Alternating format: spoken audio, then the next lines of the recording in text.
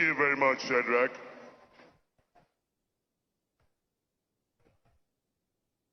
Your Excellencies, distinguished ladies and gentlemen, at this juncture, I have the singular honor and privilege to invite to speak to us at this auspicious occasion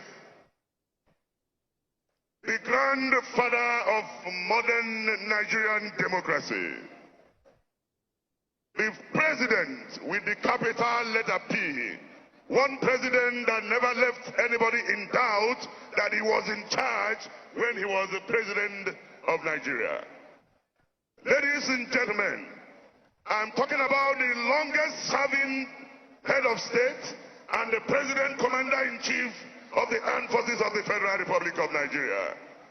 One of Nigeria's greatest prodigies and compatriots. Distinguished ladies and gentlemen, I'm talking about none other than former President Matthew Okikiola Olusegun Obasanjo. A round of applause for him, please. The former head of state and the former president, commander-in-chief of the armed forces of the Federal Republic of Nigeria.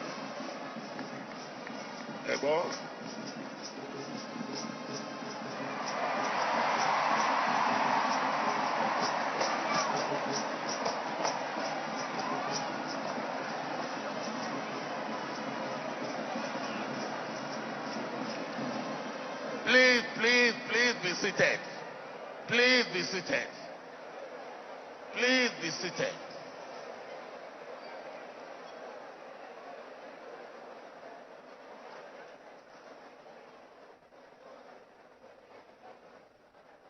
The chairman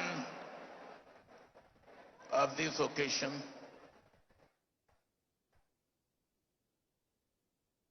the governor of Anambra State, and former governors of Anambra State, and former governors of other states, Your Majesty,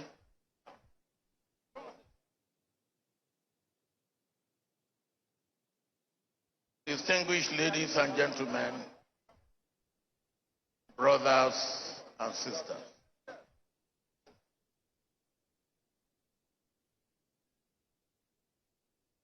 You have heard what I have heard.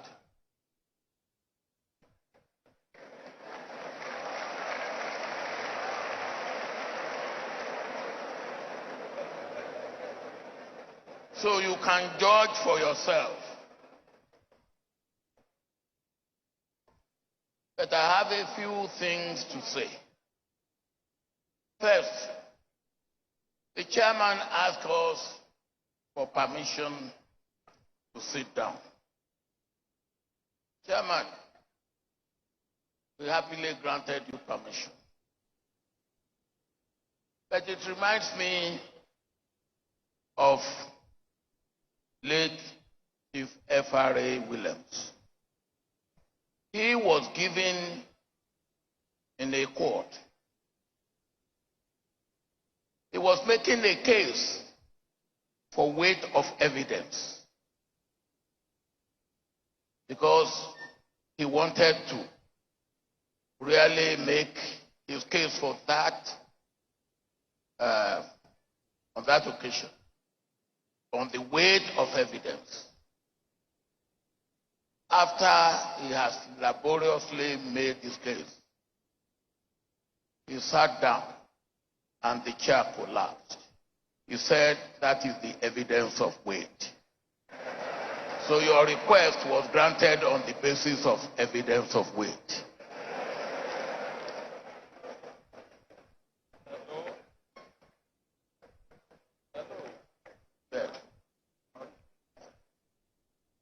Oh, yeah, this is restriction. Okay. They have now said I cannot move outside this restricted area. I will try and keep within that.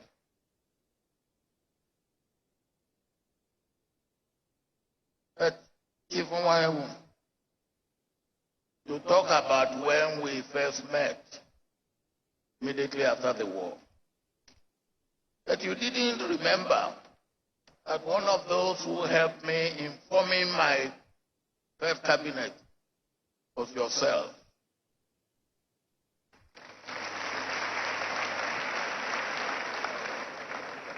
And I thank you for it. And you remember it, how it happened.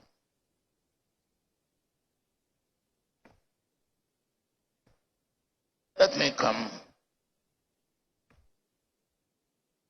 to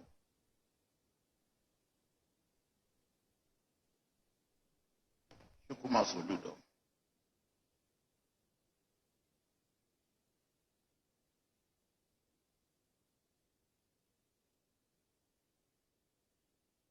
When I had Chukwuma working with me as my economic advisor, we worked very closely together. And he never one day misadvised me. Not one day.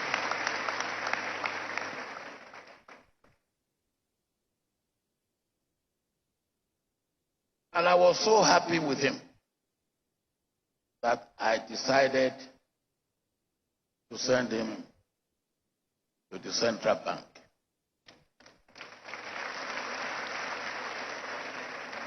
He was the second Nigerian who was not a commercial banker of some sort sent to the central bank. And he performed so wonderfully well.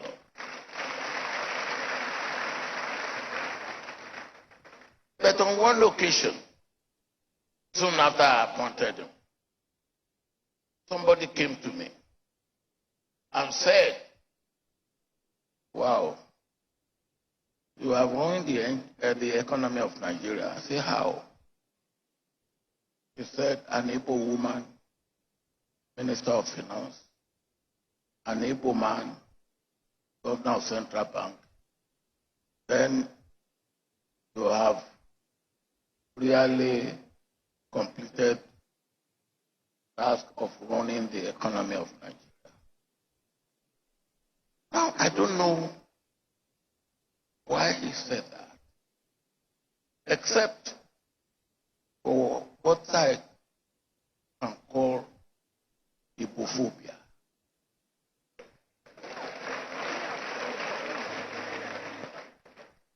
And don't take that lightly.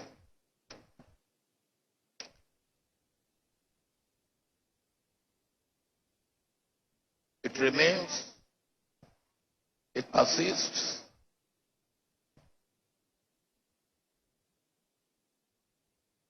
And I like what Chief Nwayamu said. I believe on the 13th of January, 1970, Biafra died and was buried, actually in the house of my friend here, Chief Simon Okeke in Amici. Is that correct?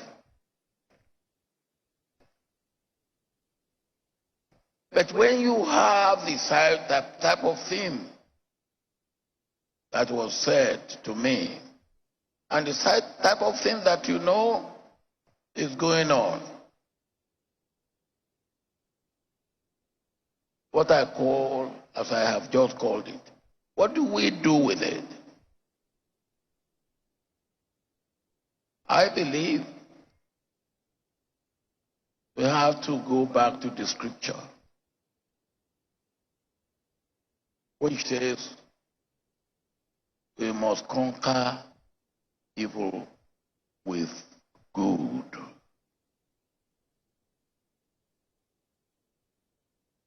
And whoever you are, wherever people are being afraid of you, you must make yourself friendly to those who are afraid of you and earn their friendship by being good to them. And that is what we have to do. I have personally experienced that. And nothing wins friendship like you being friendly.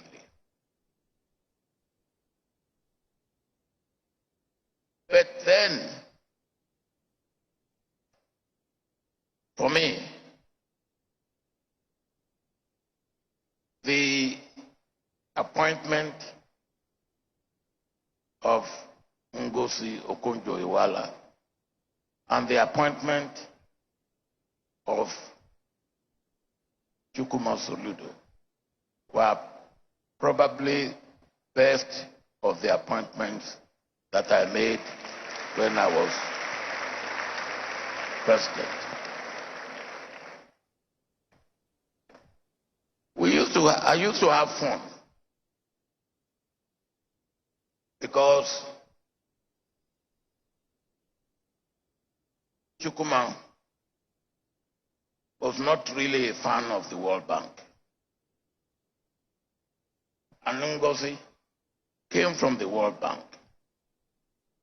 And we had a woman who was on the desk of Africa in the World Bank called Kruger.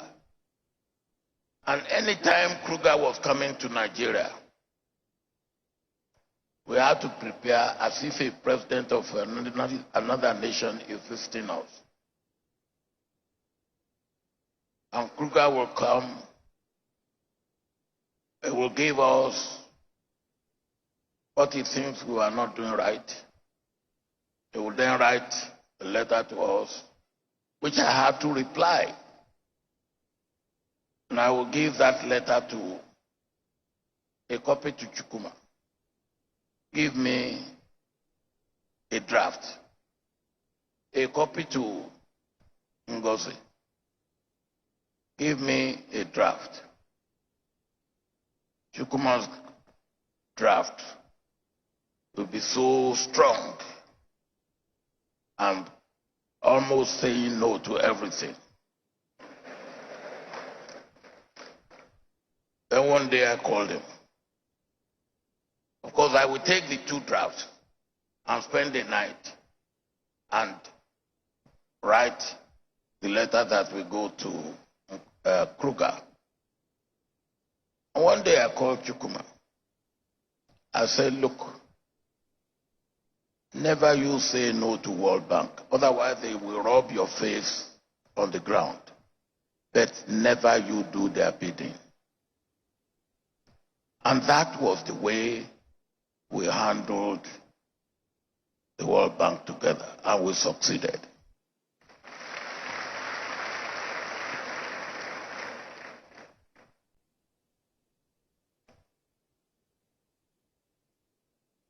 Chukwuma was a good economist, and he turned out to be a good central bank governor. Because central bank is not like a commercial bank. Central bank is for development. And part of the problem we have suffered in the past, and we are suffering today, is central bank has not performed its job as a development bank as it should have. Well, I left Chukwuma in the central bank, and as he himself has pointed out, I went back home. And I like what you have said about home. I will come back to some of the things you have said before I conclude. But Because of my experience with Chukuma, I am acting for something greater in my mind. Until one day, he came to me and said he was going to contest election as governor of Anambra. I did not disguise my anger against him. And I said, Chukuma, governor of Anambra, no, I see you for something national or international. What is this governor of Anambra? Of course, he said to me, you started this. You remember one morning when we were together, and I came for morning devotion, and I say, let us pray for the new governor of Anambra. And I snapped and say, what prayer are you making? Of course, my experience of Anambra then was Dr. Ngige and Chris Uba. And then you will not blame me for my reaction. So I then said to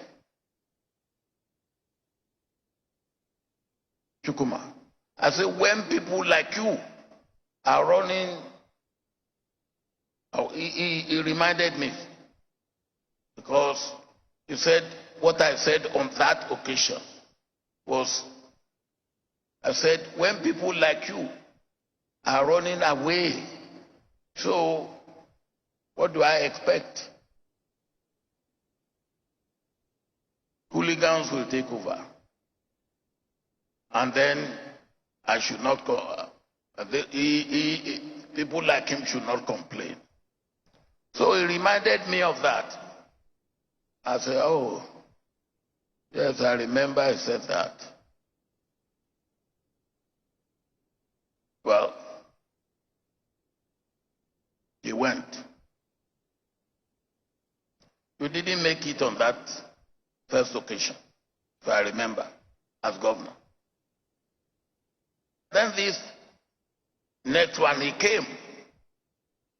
And when he came, of course, I remember what I've said before.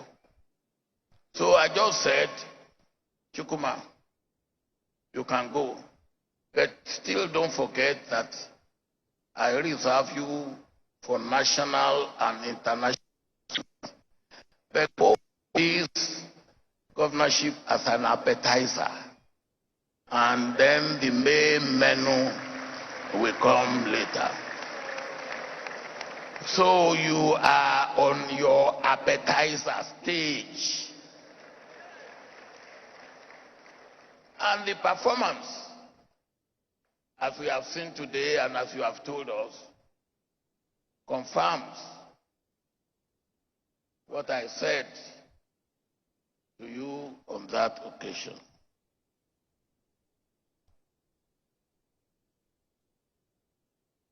From what I've heard and what I have seen, you have not disappointed me.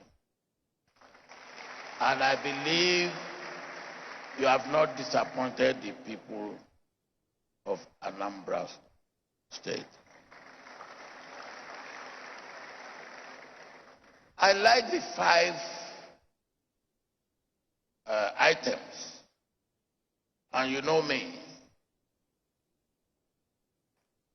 I believe any item that you want to deal with that are more than your 10 fingers, there are too many. It should not be more than 10 fingers. And you have made yours even 5 fingers. Good.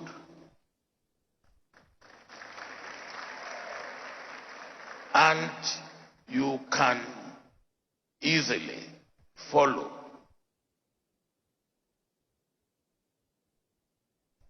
and identify what progress you are making.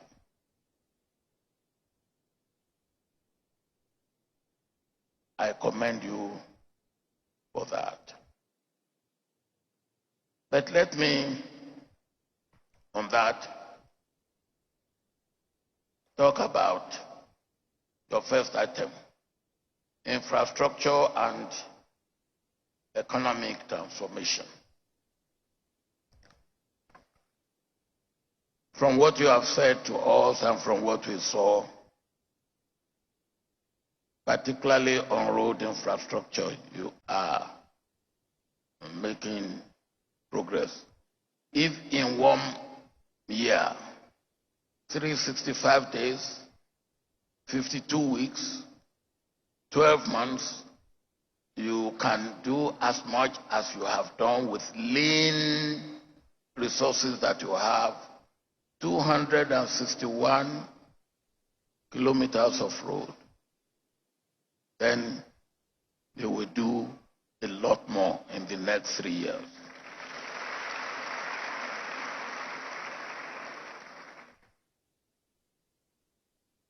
But I like the point you make about agriculture.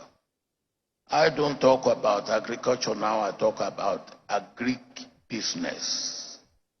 Because it is all the way from equipment for land preparation up to food on the table. But let me advise, please, on agriculture, let us take not more than 3 or 4 items. You seem to want to go for palm, oil palm. Do it and let Anambra become the leading oil palm producers in Nigeria. You can do it. And I know you can do it. I give you the example of Vietnam, a place I have visited about 4 times in the past 2 years. Vietnam was not a country producing coffee. They decided to go into coffee production. Within a space of 6 years, Vietnam became the 2nd largest producers of coffee in the world, only second to Brazil. You have the experience, you have what it takes. Let Anambra become the leading oil palm producer in the country. You must, of course, take one food crop or one food, and I will suggest that you take cassava, which is both food and industrial. Then, of course, you have to take one livestock at least. Poultry and aquaculture, because you have water, are the 2 that I will recommend to you.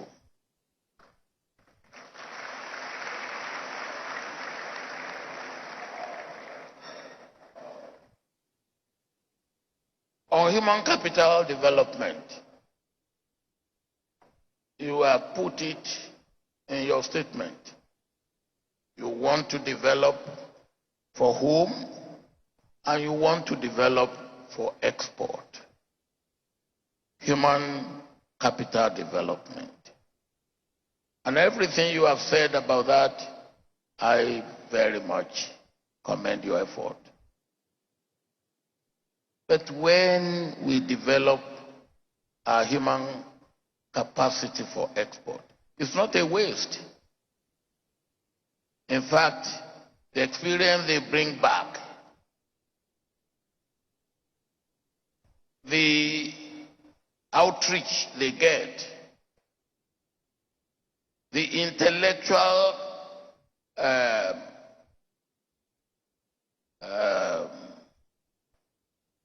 property they bring home, and of course,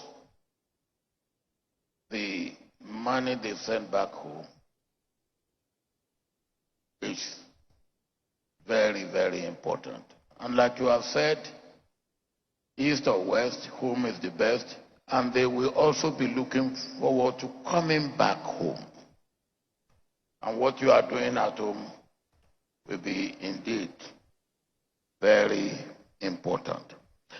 Let me just talk and mention two things about manufacturing or industry. You talk about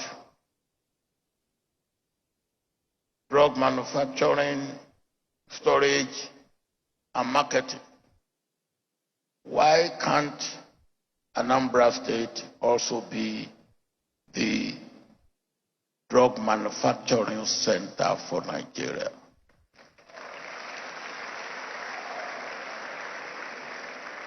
And when you look at the paucity of the drugs that we manufacture in Africa, it's less than 2% of the drugs that we use. So the market is very, very untouched, not to talk of unsaturated. And then you have my brother who has gone into automotive.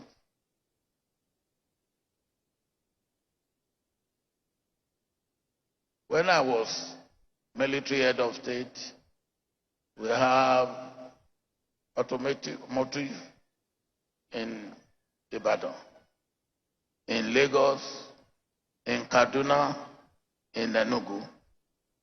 They are today all dead. And the reason why they are all dead is because they were all left in the hands of government. That's why I'm happy that the one that is happening here is private sector led. It should be encouraged and it should be strengthened.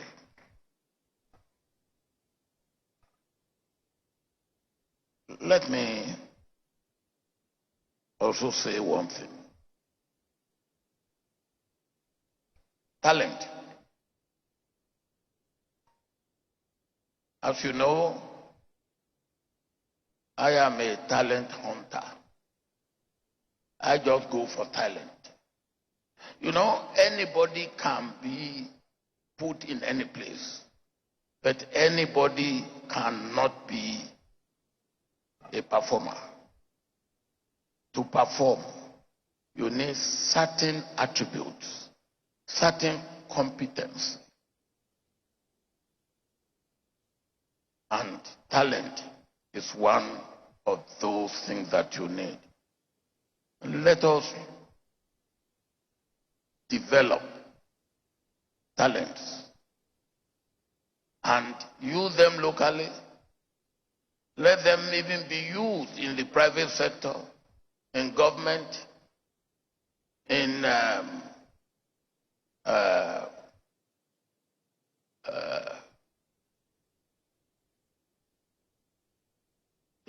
the private sector and in the what do you call it?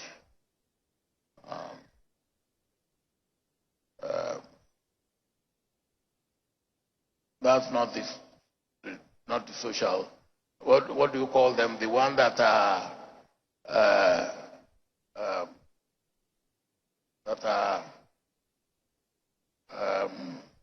not public, not private. The third one. What do you call them? They are non-governmental organizations. what do you call them? NGOs. Yeah, but you have a word for one word you use for them. Huh? What do you say? Yeah, but the NGOs, and we need talent, whether in the private sector, in the public sector, or in the NGOs. And we can search for them, we can develop them, and we can make them serve our purpose.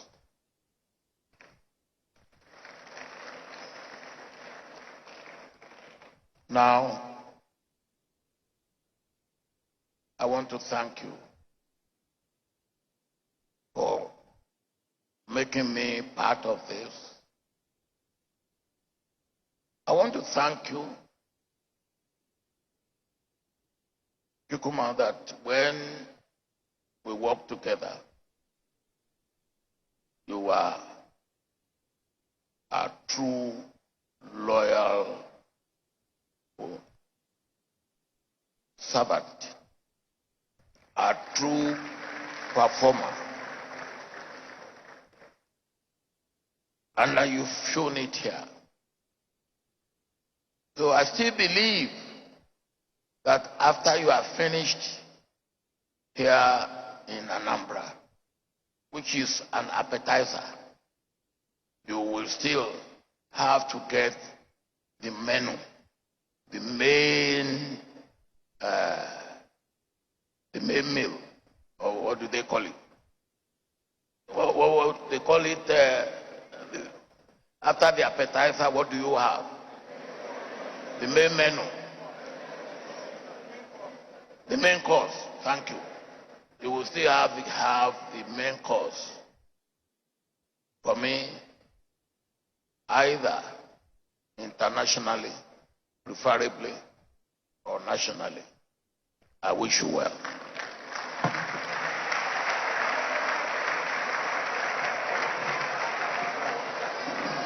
Ladies and gentlemen, Mr. Governor.